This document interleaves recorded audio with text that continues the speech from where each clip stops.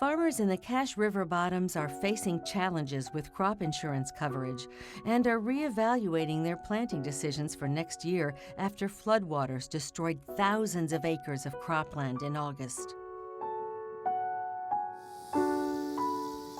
Craighead County farmer Shannon Davis lost this 80-acre bean field near Bono and another 1,100 acres of rice and soybeans, about 20% of his overall acreage, when the nearby Cache River backed up over his farm, following more than 10 inches of rain during a one-week period in August.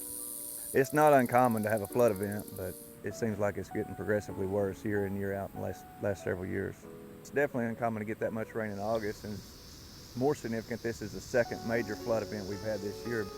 The big thing on events like this is they compound and develop over time, and even though the floodwaters have receded, the effects are long-lasting that are going to play into things down the road that after the flood is gone.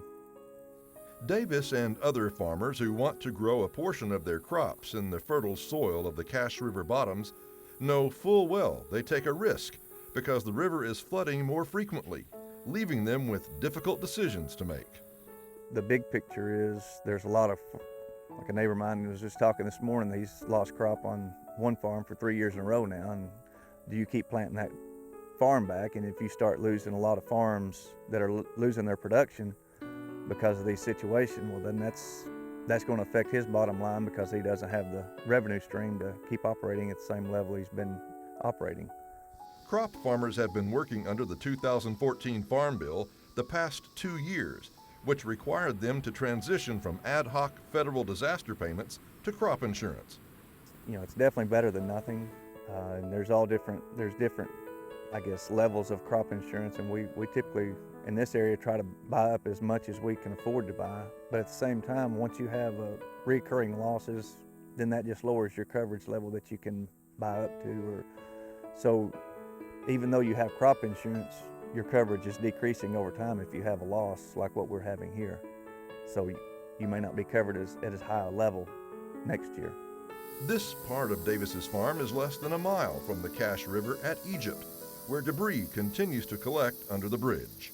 Our drainage district, we've cleaned out around the Egypt bridge there on the Cache a year or two ago, and some of that's building back up again with the silt and sediment that's being deposited in that area.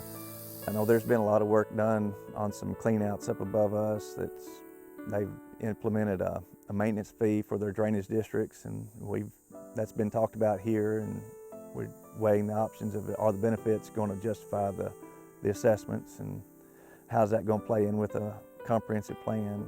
I hear the comments from some people, well, why don't you just leave that ground alone and let it go back to trees? You know, we see that or hear that from a lot of people in different parts of the world that look at what we do and what we're facing.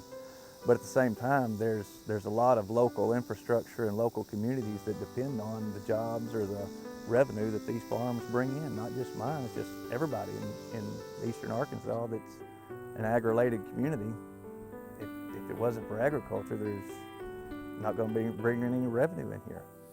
So I mean, it's a bigger scope problem than just one operation dealing with a flooded out soybean field.